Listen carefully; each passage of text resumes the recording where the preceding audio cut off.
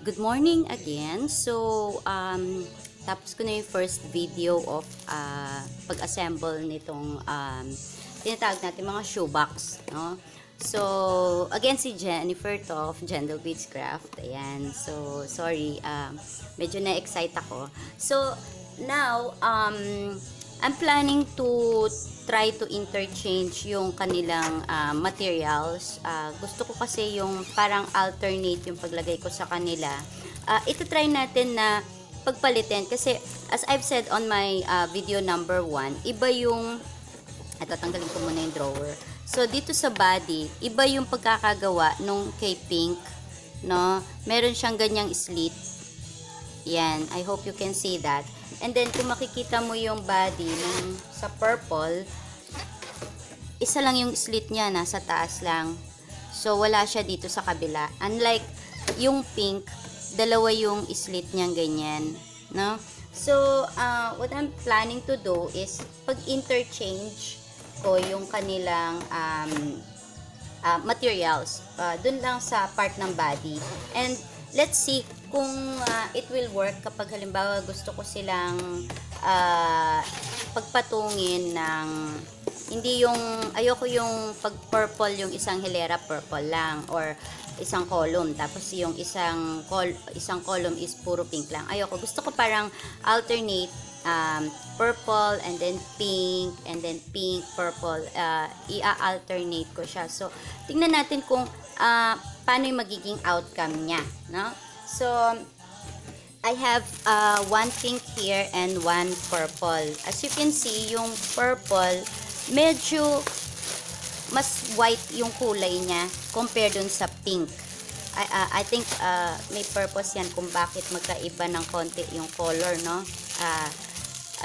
Hindi yata masyado makita sa camera. Anyway, I'm just using my mobile making this video, kaya minsan hindi ko napapansin kung malapit na ba siyang matapos. So anyhow, I'll try to ask my son Eros to edit para medyo maganda. So ito yung pink, ito yung set ng pink, no? Inunpack ko na, and then ito yung set ng purple. I-try natin pagpalitin yung molder kung paano magiging outcome niya, kung kakayanin ba ng molder, kung pareho ba sila ng size ng molder. So tanggalin na natin ito kasi alam na natin kung paano siya gawin, and hindi naman kasi kompleto yung guide niya talaga. Bali dito sa guide, like I've said in my previous video, yung guide lang is to assemble the drawer itself, pero yung body hindi nakalagay. Although simple lang naman siya, it's easier to do. So let's see. Like I've said, dito ako sa floor nag-assemble kasi para mas pantay and mas nakaka-mobilize ako ng konti. So okay, let's set those aside. Ayan, marami akong in-order na ganito sa friend ko, kaya let's see. So ito yung body, plastic body ng pink, no? So set aside ko muna yung mga molder niya. Nagtataka ako meron ng ganito yung pink. Itong ano to, nakikita nyo ba? Hindi ko alam kung para saan to, pero let's see. Wag natin siyang itatapon, baka meron niyang purpose. So now pagpalitin natin, mag-assemble tayo using the purple with the pink body. Yan, set aside natin, try natin kung mag-work siya, kung okay lang siya. So like before, no, we assembled first the drawer. Yan, medyo mabilis na tayo. Fold lang, pinch. Ayan, kurot ng pakonti-konti. Okay. Yan. So ito, tanggalin na natin yung bilog dyan. Throw na natin yan para wala nang throwback. Yan. So okay, pinch all those sides. Oops. No, medyo malambot lang siya, pero mas na-appreciate ko yung kanyang molder. Yung molder kasi ang nagpatibay dito sa item na to. At saka lalo na pag marami na sila at pinagpatong-patong mo na, mas matibay siya compared dun sa isa na nabili ko. Although dati nabili ko yon ng 75 per piece, pero ngayon yata medyo minahalan na nila. Wise din sila kung minsan eh. That's business, I understand. So now let's assemble. Ay, wait. Fold muna pala natin ito para hindi siya, para talagang box ang dating niya. Okay. Nasaan na yun? Okay, there you go. So, yan. Medyo diin-diin lang ng konti. Kailangan ng konting puwersa, but it doesn't need a muscle to do it. Oops. Dapat naka-align talaga dun sa guhit para hindi siya, ayan, para talagang straight siya. Okay? So, just remember we're working with plastic, no? Although they are a little bit sturdy or matibay, at least hindi sila plastic ng yelo. Okay, so para silang mga acetate plastic, no? So if you have dealt with acetate, ganun sila. Yun yung quality ng plastic meron itong mga to. Okay, so yan, yan, pindot-pindot lang. Okay. Na-excite tuloy ako. Ano magiging outcome niya? Kaya minamadali ko siya. Okay, so, yan. So, tapos na siya. Yung ating body. Now, we will use the molder of purple. Tingnan natin kung pwede siya. Okay. So, mamaya na natin ilagay yung heart na holder. So, we'll insert yung molder. Yan, mag-ipon na po kayo ng pasensya. Okay, yan. O, see? May reward ang pagiging pasensyosa. Yan. Patience is real. Ayan, wala na naman siya. Ay, nakaka-enjoy. Okay. So, unahin natin yung harap. Tutuhurin ko na. Gamitan na ng tuhod dyan. This is my Saturday making videos. Para naman kahit papano yan, okay. Narinig ko na yung tick. Ayan. That's the magic sound na okay na me. Ayan. So, yan. Okay, so I got the third tick. Fourth tick na. Fourth. Anim na tick lang ang kailangan ko para masigurong okay siya. Ayan. So, naalalayan lang natin siya, no? We're not pressing too much kasi it will go to itself, its own place naman. Ayan. Okay, so the other one. Okay, ayun na siya. Pumasok na doon. Okay. Tick. Ayun. Again, give me a tick, please. Parang mas maliit si pink. Ay, hindi. Okay siya. Okay, hindi nag-tick. Ayun. Okay. So, okay na siya. Looks like okay siya. Kumasya siya. Pero, may napansin ako, hindi nag-a-align yung ibang, tab sa molder. Pero, sige, tuloy lang natin. Parang hindi siya nag-a-align yung isang molder. Ang napansin ko, parang mas malaki ang molder ni purple kaysa sa molder ni pink.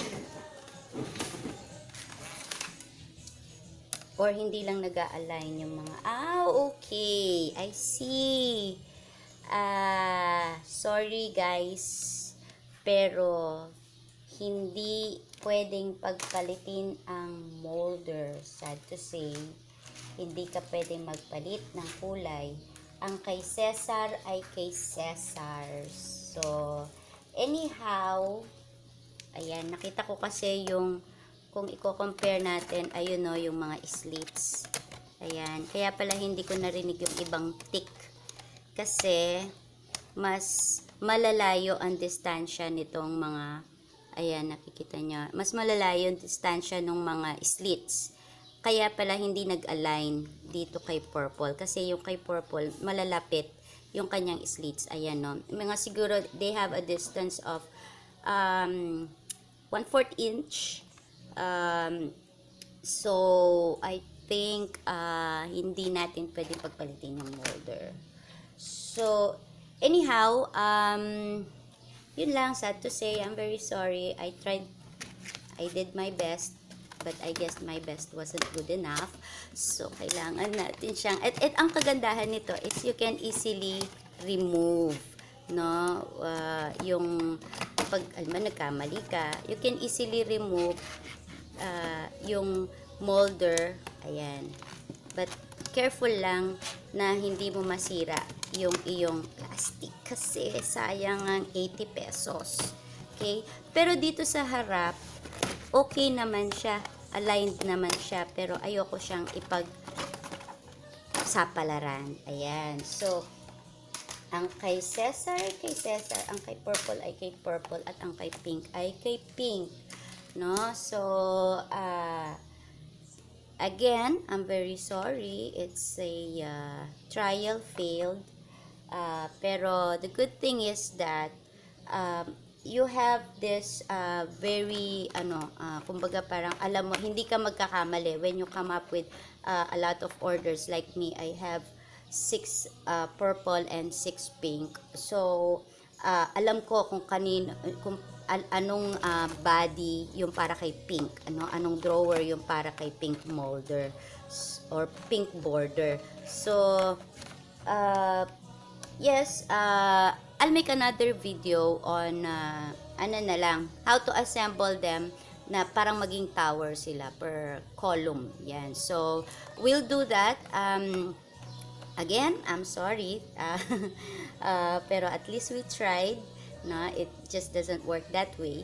So, yun yung sinasabi ko, ayun yung mga tabs, naka-align sila dito sa mga holes na to. So, hindi siya pwede kay purple.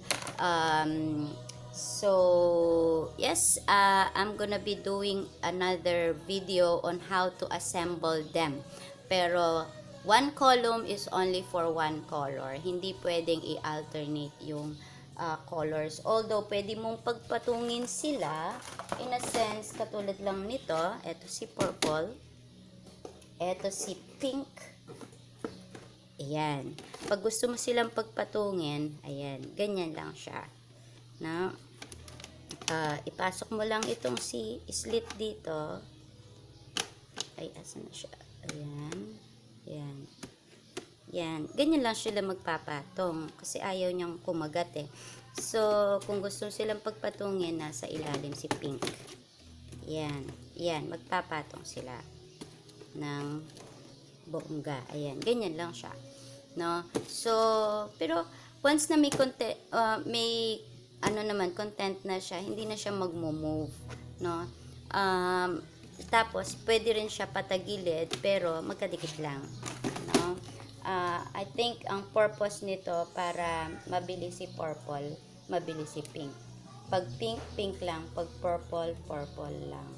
Ayan. So, okay. Sad to say, it didn't work yung idea. Although, I still love them. No? Ang gusto kong gawin ngayon is to assemble the remaining 5 assets. And then, I will guide you on how to put them all together like a tower. Okay. Again, thank you for watching. If you like this video, just click the thumbs up. Pasensya na kayo. Nag-cut ako ng mga kangkong kahapon dahil nagsinigang ako. Kaya hindi ko pa siya nalilinis. And then, I'll make another video. So, subscribe to my YouTube channel. Very soon, I will be creating some jewelries using different kinds of wires. Try na akong gumawa ng mga bracelets using memory wire. So, I'll be posting it in the next coming days. Again, this is Jennifer of Gendelweed's Craft. And thank you for watching. God bless you all. Bye-bye.